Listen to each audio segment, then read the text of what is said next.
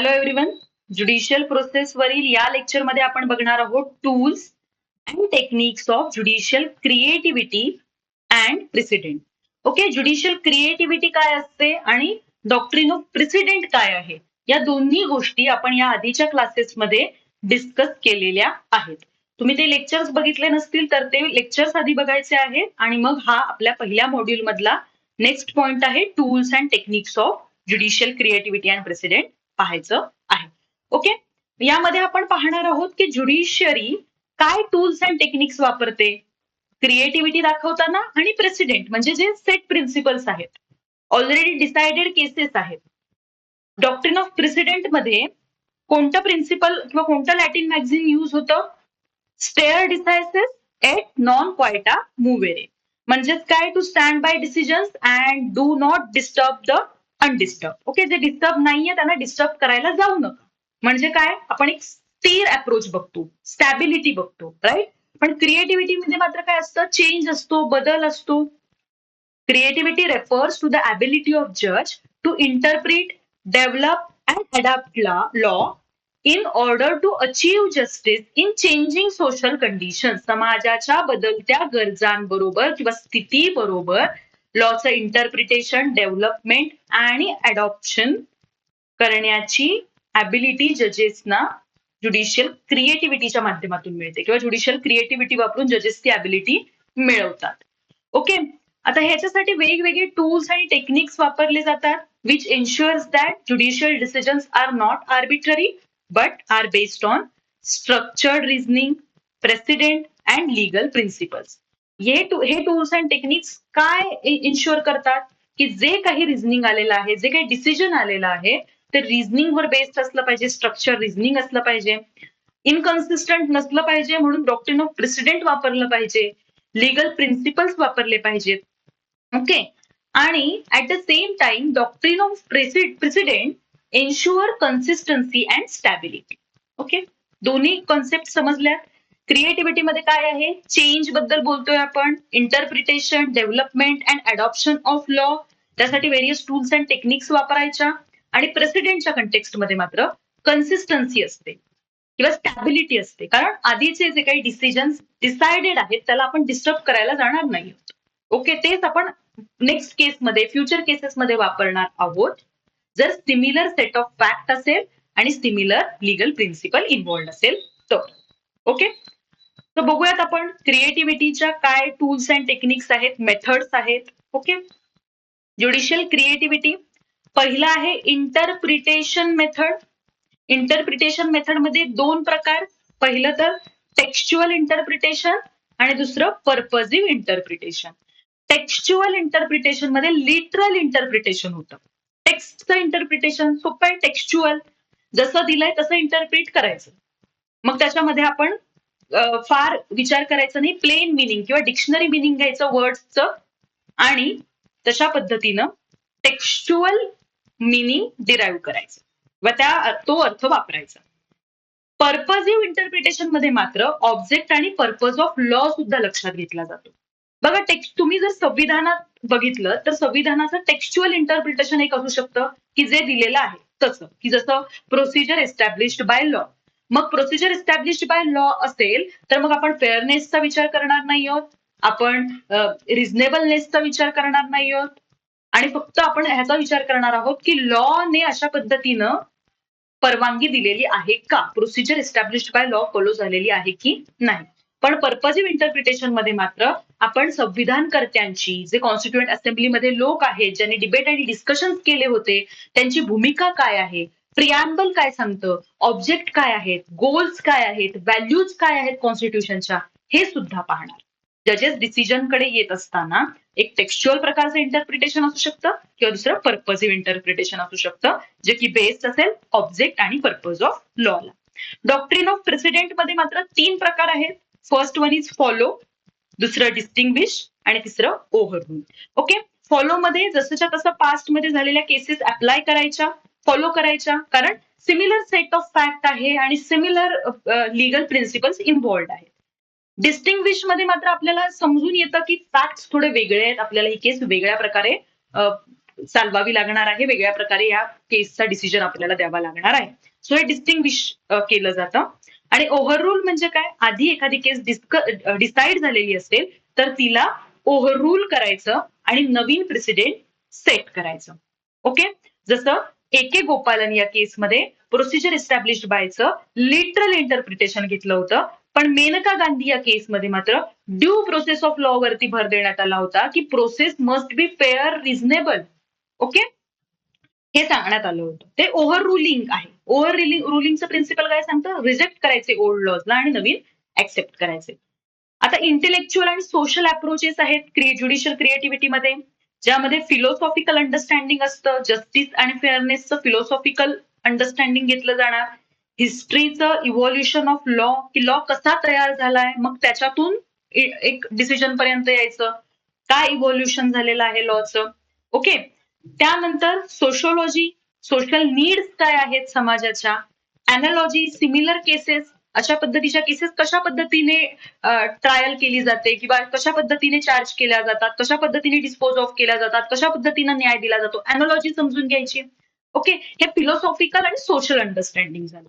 नंतर policy based reasoning. Policy based reasoning मध्ये public welfare आणि फ्युचर कॉन्सिक्वेन्सेस लक्षात घेऊन काही पॉलिसीज द्यायच्या, गाईडलाईन्स द्यायच्या, काही लेजिस्लेचर एक्झिक्युटिव्हला सूचना करायच्या. पॉलिसी बेस्ड रिझनिंग याला आपण म्हणू शकतो.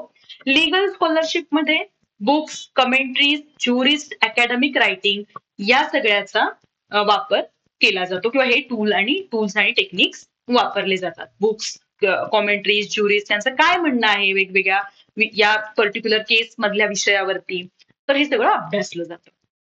ओके, आता आपण एक डिटेल्ड मध्ये पाहूयात की one of the most important tool is interpretation of statutes and constitutional provisions. काय महत्वाचं टूल आहे, इंटरप्रिटेशन ऑफ स्टॅट्यूट आणि कॉन्स्टिट्युशनल प्रोव्हिजन्सचं इंटरप्रिटेशन करणं. ओके, त्यामध्ये मेथड काय वापरतात, पहिली टेक्स्च्युअल म्हणजे लिटरल, लिटरल मिनिंग घेतलं जातं जसंच्या तसं. Okay, literal interpretation. आणि दुसरं की पर्पजिव्ह इंटरप्रिटेशन. पर्पजिव्ह इंटरप्रिटेशन मध्ये ऑब्जेक्ट आणि पर्पज सुद्धा लक्षात घेतला जातो. For example, Maneka Gandhi versus union of India, supreme court adopted purposive interpretation. Supreme कोर्टाने एक पर्पजिव्ह इंटरप्रिटेशन अडॉप्ट केलं आणि एक्सपांड केलं मिनिंग पर्सनल लिबर्टीचं. पर्सनल लिबर्टी काढून घेतली जाऊ शकते, प्रोसिजर एस्टॅब्लिश्ड बाय लॉ असं म्हटलेलं होतं, पण ही प्रोसिजर कशी असली पाहिजे, जस्ट, फेअर आणि रिझनेबल असली पाहिजे असं कोर्टानं सांगितलं. आणि त्याचबरोबर आपल्याला एक गोल्डन ट्रायंगल सुद्धा दिला, 14, 19 आणि 21चा. आयसोलेशन मध्ये कुठलेही आर्टिकल्स बघितले जाणार नाहीत, फंडामेंटल राईट्स बघितले जाणार नाहीत, ते इंटर रिलेटेड आहेत. 14 आहे पण 15, 16 नाहीये, अर्थ नाहीये ह्या गोष्टींना, हे सुप्रीम कोर्टने इथे दाखवून दिलं आणि पर्पजिव्ह इंटरप्रिटेशन दिलं, जस्ट, फेअर आणि रिझनेबल हे मिनिंग देऊन आर्टिकल 21चं एक्सपान्शन इथे झालं, आपल्याला दिसून येते. ठीक आहे, हे पर्पजिव्ह इंटरप्रिटेशन झालं. Another important technique is use of precedent. प्रेसिडेंटचं यूज करणं, ज्याच्यामध्ये अर्लियर डिसिजन्स वापरले जातात, फॉलो केले जातात to ensure uniformity, but they also use creative method such as distinguishing and overruling. Okay, जरी डॉक्ट्रिन ऑफ प्रेसिडेंट असलं आणि डॉक्ट्रिन ऑफ प्रेसिडेंट आपण म्हणत असलो की ज्यामध्ये आधीचे डिसाइडेड केसेस तशाच पद्धतीने नेक्स्ट केसमध्ये डिसाइड केलं जातं, हे जरी खरं असलं तरी डॉक्ट्रिन ऑफ प्रेसिडेंटचाच पार्ट आहेत डिस्टिंग्विशिंग आणि ओव्हररुलिंग. तर हे डिस्टिंग्विश करणं किंवा ओव्हररूल करणं हे क्रिएटिव्ह मेथड आहे, क्रिएटिव्ह टूल आहे, राईट. यामध्ये काय होतं, डिस्टिंग्विशिंग म्हणजे काय, avoiding application of precedent due to different facts. इथे अवॉइड करायचं की वेगवेगळे जर फॅक्ट्स असतील तर तशाच पद्धतीने ती केस चालवली जाणार नाही, फॉलो केलं जाणार नाही प्रिन्सिपल. आणि ओव्हर रुलिंग मध्ये मात्र रिजेक्ट करायचं आउटडेटेड डिसिजनला. जसं की case Puttaswamy versus union of India, या केसच्या आधी राईट टू प्रायव्हसीला फंडामेंटल राईट मानलं जात नव्हतं, पण या आधीच्या केसेसना, आधीच्या जजमेंट्सना ओव्हररूल्ड करत case Puttaswamy versus union of India recognise the right to privacy as a fundamental right, showing how precedent can evolve. हो, समजलं प्रेसिडेंट कशा पद्धतीने इव्हॉल्व होतो हे आपल्याला इथे लक्षात येतं. Case Puttaswamy versus union of India ही केस जर आपण बघितली तर हे एक्झाम्पल झालं ओव्हर रुलिंगचं. आता ब्रॉडर इंटेलेक्च्युअल टूल सुद्धा वापरतात. 2 टूल्स आतापर्यंत आपण बघितले. इंटरप्रिटेशनचं टूल, इंटरप्रिटेशन मध्ये परत 2 पॉइंट्स, लिटरल इंटरप्रिटेशन आणि पर्पजिव्ह इंटरप्रिटेशन. नंतर यूज ऑफ प्रेसिडेंट आपण बघितलं. यूज ऑफ प्रेसिडेंट मध्ये अगेन 3 प्रकार असतात. पहिलं तर फॉलो द प्रेसिडेंट, दुसरं डिस्टिंग्विशिंग आणि तिसरं ओव्हर रुलिंग. आता आपण बघतोय इंटेलेक्च्युअल टूल्स बघतोय. तिसरं टूल आहे इंटेलेक्च्युअल टूल, ज्याच्यामध्ये फिलॉसॉफी, हिस्ट्री, सोशियोलॉजी, अॅनॉलॉजी वापरलं जातं. फिलॉसॉफी हेल्प करते की प्रिन्सिपल्स ऑफ जस्टिस, फेअरनेस कुठून आलं, कशा पद्धतीनं ते फिलॉसॉफिकल अंडरस्टँडिंग काय आहे या प्रिन्सिपल्सच्या मागचं. हिस्ट्री हेल्प करते की कशा पद्धतीने लॉ इव्हॉल्व्ह झाला. सोशियोलॉजी हेल्प करते की सोशल रियालिटीज काय आहेत, समाजात काय चाललेलं आहे. फिलॉसॉफिकल अंडरस्टँडिंग काही असेल तुमचं जस्टिसचं, पण सोसायटीमध्ये तर जस्टिस दिसतच नाहीये. सो ही रियालिटी चेक देण्याचं काम सोशियोलॉजी करतं. आणि अॅनॉलॉजी हेल्प करते की सिमिलर केसेसला कम्पेअर करून त्यातल्या सिमिलरिटीज काढून त्या पद्धतीने केसेस डिसाईड करणं याला. राईट. त्यानंतर this method ensure that law is not isolated from society but is connected to real life conditions and human values. या ज्या काही मेथड्स आहेत त्या आपल्याला सांगतात की लॉ आयसोलेशन मध्ये वर्क करत नाही किंवा आयसोलेटेड नाहीये. कुठल्या तरी निर्जन ठिकाणी आपण लॉ नाही लागू करू शकत. त्यासाठी सोसायटी लागते, समाज लागतो, ओके, लोक लागतात. लॉ कधी अस्तित्वात येऊ शकतो जेव्हा सोसायटी आहे, लोक आहेत. But cannot be connected to real life conditions and human values. Law connected असतो, त्यामुळेच आपण या सगळ्याला लिंक करतोय, ज्याला इंटरडिसिप्लिनरी स्टडी म्हणतात. फिलॉसॉफी, हिस्ट्री, सोशियोलॉजी, अॅनॉलॉजी सगळ्या बरोबर आपण या लॉला ऑब्झर्व करतोय किंवा डिसिजन घेताना हे इंटेलेक्च्युअल टूल जजेस वापरतायत. ओके. थर्ड टूल कळलं, इंटेलेक्च्युअल टूल. ओके. त्यानंतर पॉलिसी बेस्ड रिझनिंग हे एक टेक्निक आहे. पॉलिसी बेस्ड रिझनिंग मध्ये court considered the social impact and future consequences of their decision. Court social इम्पॅक्टला आणि फ्युचर कॉन्सिक्वेन्सेसला काय करतात, कन्सिडर करतात.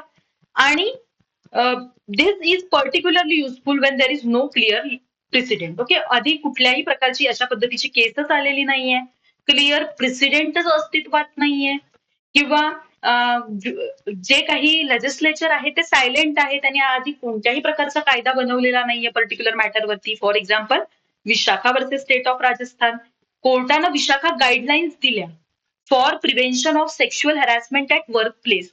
बघा, महिलांनी वर्क प्लेस वरती जाऊन काम करणं ही गोष्ट अनेक वर्षांपासून चाललेली आहे, पण पर्टिक्युलरली त्यांचं शोषण होऊ शकतं आणि त्यासाठी काही गाईडलाईन्स असायला हव्यात. हे समोर आलं Vishakha versus state of Rajasthan नंतर, आणि गॅप दिसून आला लेजिस्लेशनचा, की लेजिस्लेशनने अशा कोणत्याही प्रकारे लॉ बनवलेला नाहीये. त्यामुळे गरज होती need to protect human dignity even in absence of legislation. Legislation जरी ऍब्सेन्स असलं तरी सुद्धा वुमन्सची जी काही डिग्निटी आहे, विमेनची जी काही डिग्निटी आहे ती प्रोटेक्ट करण्यासाठी आणि sexual harassment at work place रोखण्यासाठी म्हणून हे गरजेचं होतं, जे कोर्टने केलं. सो यालाच म्हणतात पॉलिसी बेस्ड रिझनिंग. हे टेक्निक आहे. ओके. त्यानंतर लिगल स्कॉलरशिप सुद्धा वापरू शकतात. टूल आहे लिगल स्कॉलरशिप, जसं की बुक्स, कॉमेंट्रीज, अकॅडमिक रायटिंग, आणि यातून त्यांचं रिझनिंग स्ट्रेंथन होऊ शकतं. आता यातून काय होतं, this sources provide analytical support and comparative perspective. हे जे सोर्सेस आहेत ते एक अनालिटिकल सपोर्ट देतात आणि कम्पॅरेटिव्ह पर्स्पेक्टिव्ह देतात, ज्याच्यातून ज्युडिशियल डिसिजन मोर इन्फॉर्म होतो आणि वेल रिझन होतो. ओके. जास्तीत जास्त इन्फॉर्म ज्युडिशियल डिसिजन्स आणि वेल रिझन डिसिजन्स देण्यामध्ये हे लिगल स्कॉलरशिप मदत करत असलेली आपल्याला दिसून येते. आपण आतापर्यंत काय काय बघितलं, की जे काही ज्युडिशियल क्रिएटिव्हिटी आहे, tools and techniques of judicial creativity आपण बघतोय. तर tools and techniques of judicial creativity मध्ये येतं interpretation, precedent, reasoning techniques and policy consideration, ensuring flexible, progressive, capable of delivering justice. Law remains flexible, progressive and capable of delivering justice. Law हा flexible राहायला पाहिजे, progressive राहायला पाहिजे आणि justice डिलिव्हरीमध्ये capable असलं पाहिजे. हे इन्शुअर करण्याचं काम ज्युडिशियल क्रिएटिव्हिटीचे टूल्स अँड टेक्निक्स करतात. क्विक रिव्हिजन आपण घेऊयात. काय टूल्स अँड टेक्निक्स आहेत, त्यांचा अर्थ काय होतो, पर्पज काय आहे, आणि काही केसेस किंवा एक्झाम्पल्स बघूया. टेक्स्च्युअल इंटरप्रिटेशन म्हणजे काय? लिटरल इंटरप्रिटेशन, जिथे लॉ इंटरप्रिट केला जातो based on plain meaning of word, dictionary meaning जसाच्या तसा अर्थ घ्यायचा. म्हणजे बघा आपण इथे अजून एक एक्झाम्पल घेऊ शकतो, ते म्हणजे इक्वॅलिटी बिफोर लॉ असं दिल्यानंतर इक्वल प्रोटेक्शन ऑफ लॉचा विचारच करायचा नाही. इक्वॅलिटी बिफोर लॉ जसंच्या तसं इंटरप्रिट करायचं. मग हा विचार करायचा नाही की इथे वर्षानुवर्ष अशी लोक आहेत की ज्यांचं शोषण झालेलं आहे, जे ऑलरेडी सेम फुटिंग वरती नाहीयेत किंवा जे समान पातळीवरच नाहीयेत. ओके, आणि त्यांच्यामध्ये आपण एक शर्यत लावतोय इक्वॅलिटी बिफोर लॉच्या नावाखाली. आपण इथे इक्वल प्रोटेक्शन ऑफ लॉचा विचार करत नाही आहोत, अफर्मेटिव्ह ऍक्शन्स नाहीयेत किंवा प्रोटेक्टिव्ह डिस्क्रिमिनेशन नाहीये, तर ते काय होईल? टेक्स्च्युअल इंटरप्रिटेशन होईल. पण जेव्हा आपण प्रोटेक्टिव्ह डिस्क्रिमिनेशनचा विचार करतो, जेव्हा आपण पर्पजफुली हिस्ट्रीचा अभ्यास आपला असतो, हिस्टॉरिकल डिस्क्रिमिनेशन आपल्याला समजतं, तेव्हा आपण पर्पजिव्ह इंटरप्रिटेशन कडे वळतो. ओके, पर्पज काय असतो टेक्स्च्युअल इंटरप्रिटेशनचा? रिस्पेक्ट वाढावा लेजिस्लेटिव्ह इंटेंटच्या प्रती, म्हणजे लेजिस्लेचरने काहीतरी विचार करून तो कायदा पास केलेला असेल असं म्हणायचं ज्युडिशरीने, आणि तो तशा पद्धतीनं वापरायचा. त्याला जशाचं तसं इंटरप्रिट करायचं काम करायचं. बघा इंडियाच्या कंटेक्स्टमध्ये सुद्धा ज्युडिशरीने बराच काळ अशा पद्धतीने टेक्स्च्युअल इंटरप्रिटेशन दिलेले आहेत आणि नंतरच्या केसेसमध्ये ते ओव्हररूल झाले. जसं की ए गोपालनमध्ये जे काही जजमेंट आणि आर्टिकल 21चं लिमिटेड इंटरप्रिटेशन ज्युडिशरीने दिलं होतं, लिटरल इंटरप्रिटेशन ज्युडिशरीने दिलं होतं, ते ओव्हररूल करण्यात आलं Maneka Gandhi versus union of इंडियाच्या केसमध्ये. ओके, त्यामुळे स्ट्रिक्ट स्टॅट्युटरी इंटरप्रिटेशन आपल्याला टेक्स्च्युअल इंटरप्रिटेशनच्या माध्यमातून दिसतं, ज्याला आपण ट्रॅडिशनल इंटरप्रिटेशन असं सुद्धा म्हणू शकतो. त्यानंतर पर्पजिव्ह इंटरप्रिटेशन मध्ये मात्र interpreting law based on object and purpose. Object काय आहे, पर्पज काय आहे बघायचं, प्रियांबलचं अंडरस्टँडिंग घ्यायचं, कॉन्स्टिट्युएंट असेंब्ली मधल्या डिबेट्स डिस्कशनचा आधार घ्यायचा आणि जजमेंट करेक्ट पर्यंत पोहोचायचं. ओके, ज्युडिशियल प्रोसेस बघतोय ना आपण, अल्टिमेटली आपल्याला कुठे पोहोचायचं आहे? आपल्याला अल्टिमेटली डिसिजन पर्यंत, जस्टिस पर्यंत पोहोचायचंय, राईट? तर त्यासाठी पर्पजिव्ह इंटरप्रिटेशन आहे. Ensure justice Wien language is वेग. ओके, लँग्वेज वेग आहे, समजत नाहीये, ऍब्सेन्स आहे, तर तिथे आपल्याला पर्पजिव्ह इंटरप्रिटेशन वापरता येतं. त्यानंतर Maneka Gandhi versus union of India मध्ये एक्सपांड झालं होतं आर्टिकल 21. सो एक्झाम्पल आहे पर्पजिव्ह इंटरप्रिटेशनचं. डॉक्ट्रिन ऑफ प्रेसिडेंट म्हणजे स्टेअर डिसायसेस एट नॉन क्वाइटा मुवेरे फॉलोविंग पास्ट डिसिजन. त्यामधून काय होतं? मेंटेन होते consistency, binding nature of supreme court आपल्याला समजतं. पण यामध्ये सुद्धा जे काही डॉक्ट्रिन ऑफ प्रेसिडेंट आहे, डॉक्ट्रिन ऑफ स्टेअर डिसायसेस आहे, त्यामध्ये सुद्धा आपण 3 प्रकार बघितले होते. पहिलं तर फॉलो, दुसरं डिस्टिंग्विश आणि तिसरं ओव्हररूल. फॉलो करायचं, जसं तसं फॉलो करायचं, सर्टन्टी एन्श्युअर होते. पण डिस्टिंग्विशिंग आणि ओव्हर रुलिंग हे ज्युडिशियल क्रिएटिव्हिटी दाखवतात. ओके, यामधून not applying precedent due to different facts different आहेत म्हणून डिस्टिंग्विश केलं जातं, वेगळे फॅक्ट्स हायलाइट केले जातात आणि सेम प्रकारे ही केस डिस्पोज ऑफ होणार नाही किंवा चालवली जाणार नाही असं म्हटलं जातं. इथे फ्लेक्झिबिलिटी आपल्याला दिसून येते आणि रिजिड ऍप्लिकेशन कोड्स अवॉइड करतात ओल्ड केसेसमध्ये दिलेलं. ओव्हर रुलिंग मध्ये काय होतं? आधीचा पूर्ण डिसिजनच ओव्हररूल केला जातो, जे की केस पुट्टस्वामी या केसमध्ये झालं. या आधीच्या केसेसमध्ये राईट टू प्रायव्हसीला फंडामेंटल राईट म्हणून रिकॉग्नाइजच केलं जात नव्हतं, पण case Puttaswamy versus union of India या केसमध्ये राईट टू प्रायव्हसीला काय मानण्यात आलं? फंडामेंटल राईट मानण्यात आलं. आर्टिकल 21च्या अंडर आपण आता राईट टू प्रायव्हसी सुद्धा इन्क्लूड केलेलं आहे. त्यानंतर इंटेलेक्च्युअल टूल्स आहेत, जसं की फिलॉसॉफी असेल, हिस्ट्री असेल, सोशिओलॉजी असेल. ओके, फिलॉसॉफीच्या माध्यमातून आपल्याला ह्या अशा वेग कन्सेप्ट समजतात, नॅचरल जस्टिसचं प्रिन्सिपल समजतं, त्याबरोबर हिस्ट्रीमध्ये आपल्याला इव्होल्युशन ऑफ लॉ समजतो, पर्टिक्युलर कंटेक्स्ट आणि कंटिन्युइटी समजते. बघा, स्ट्रिक्टली इंटरप्रिट करत राहिलो फक्त कायदे, इक्वॅलिटी बिफोर लॉ बद्दलच आपण फक्त बोलत राहिलो, तर इक्वल प्रोटेक्शन पर्यंत पोहोचायचं असेल तर हिस्ट्री आपल्याला समजली पाहिजे, इथे झालेला अन्याय आपल्याला समजला पाहिजे, हिस्टॉरिकल कंटेक्स्ट आपल्याला प्रत्येक गोष्टीचा समजला पाहिजे. त्यामुळे इव्होल्युशन ऑफ लॉ जर आपल्याला समजून घ्यायचंय तर हिस्ट्री सुद्धा तितकीच महत्वाची आहे. सोशिओलॉजी पण गरजेचं आहे, सोशल रियालिटीज त्यातून समजतील. अॅनालॉजी म्हणजे कम्पेअर करायचे सिमिलर केसेसना, आणि जिथे डायरेक्ट लॉ नसेल तिथे हे हेल्पफुल ठरतं अॅनालॉजीने लॉ डिसाईड करणं, आणि सिमिलर फॅक्ट बेस्ड रिझनिंग सुद्धा इथे आपल्याला मिळतं. त्यानंतर आहे policy based reasoning. Vishakha versus state of Rajasthan हे एक्झाम्पल आपण बघितलं, जिथे पॉलिसी ऍब्सेन्स आहे, जिथे लेजिस्लेचर सायलेंट आहे, तिथे पॉलिसी बेस्ड रिझनिंग सुद्धा ज्युडिशरी करते. हे सुद्धा ज्युडिशियल क्रिएटिव्हिटीचं टूल आहे, टेक्निक आहे. Legal scholarship referring to academic writing वापरलं जातं, बुक्स वापरले जातात. ओके, ज्युरिस्टचं अनालिसिस वापरलं जातं, जे ज्युरिस्ट स्टुडंट्स मध्ये आपण शिकत आलेलो असतो. सो हे सगळं वापरून स्ट्रेंथन केलं जातं रिझनिंग. जसं की आपण कार्डिझो अभ्यासलाय, त्यामुळे आपण इथे एक्झाम्पल घेऊ शकतो की ज्युरिस्ट लाईक कार्डिझोने जे काही ज्युडिशियल प्रोसेस सांगितलेली आहे त्याचं अंडरस्टँडिंग घेऊन मग ती प्रोसेस फॉलो करणं किंवा तशा पद्धतीने कामकाज चालवणं. दिस इज लिगल स्कॉलरशिप. ठीक आहे, कळलंय टूल्स आणि techniques of judicial creativity. Okay, वेगवेगळे टूल्स अँड टेक्निक्स आहेत ज्युडिशियल क्रिएटिव्हिटी आणि प्रेसिडेंटचे, ते आपण बघितले. पहिलं तर interpretation method, doctrine of president method, intellectual philosophical method, policy based reasoning आणि लिगल स्कॉलरशिप. हे पाचही पॉईंट आपल्याला व्यवस्थित एक्सप्लेन करता आले तर एक छान आन्सर आपण लिहू शकतो. आय होप इथपर्यंत तुम्हाला समजलं असेल. नेक्स्ट क्लासमध्ये आपण पहिल्याच मॉड्यूल वरती आहोत अजून, तर पहिल्या मॉड्यूल मधला legal development and creativity through legal reasoning under statutory and codified system. Statutory आणि कोडिफाईड सिस्टीम मध्ये legal development and creativity legal रिझनिंगच्या माध्यमातून कशी होते हे आपण बघणार आहोत. ठीक आहे, नेक्स्ट क्लासमध्ये हे बघूयात आपण. मग आपला सिलेबस संपेल, म्हणजे सिलेबसचं आपलं पहिलं मॉड्यूल, सिलेबस नाही संपणार, पहिलं मॉड्यूल आपलं कम्प्लीट होईल. राईट. ठीक आहे, लीगल डेव्हलपमेंट हा लास्ट पॉईंट आहे जो आपण नेक्स्ट क्लासमध्ये डिस्कस करूया, पहिल्या मॉड्यूलचा लास्ट पॉईंट. Okay, thank you.